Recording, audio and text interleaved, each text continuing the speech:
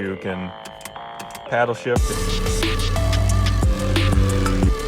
Street gear rims with the machine to put a foot scoop on it just for fun.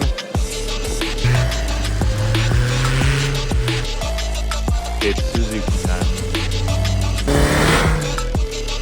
Alright, I got the Suzuki Sx4 pulled into the garage, kind of. I'm not really getting optimal engagement of the rear wheels via the all-wheel drive system right now. It's got a pretty thin oil in the center diff. I'm going to put a thicker oil in the center diff and see if we can get a bit more engagement out of the rear wheels. Welcome to under the car. So right away, this doesn't make me very happy. The axle seems to be leaking here.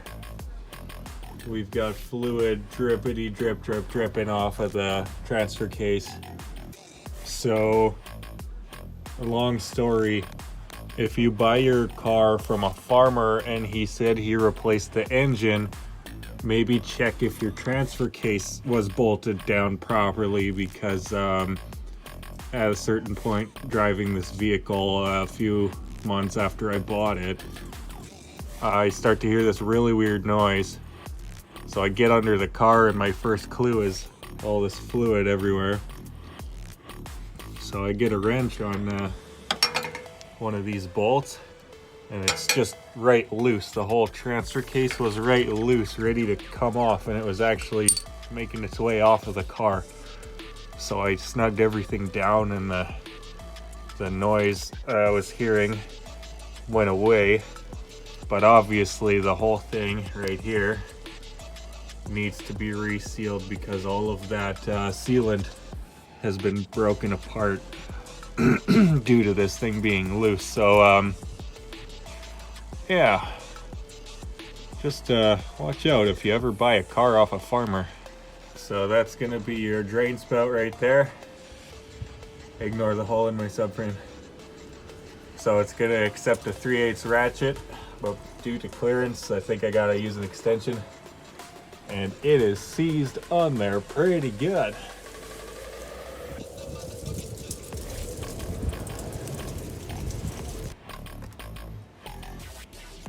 That looks nasty.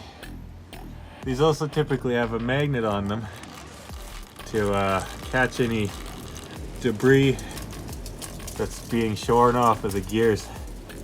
So you'll want to check that magnet and wipe it clean before you put this plug back in. That is a nasty pile of sludge on there. If you get a bottle like this, never, ever, ever, ever, ever throw it away. We're going to fill it back up with some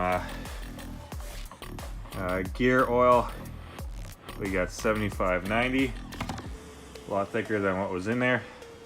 Gonna fill this up. We're gonna squeeze it out the straw into the upper opening in the differential. Unless you can, unless you have the ability to pour uphill, this is gonna help a lot. Okay, so the hole we gotta fill is it's up here. It's up here on the other side of the exhaust. I can't even see it, but you see what I mean about trying to pour uphill. But I've actually done this before with this exact jug, so we're in luck.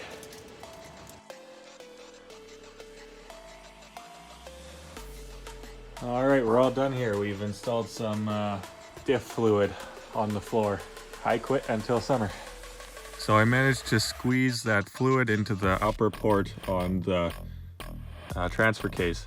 You keep squeezing the fluid in until some starts to drip back out, and that's how you know that it's completely full. And after that, I took the car for a drive, and the rear end feels much happier. The thicker fluid is engaging the rear wheels properly, and the car just seems to be doing much better. So don't forget to change or top up your transfer case oil now and then. Until next time.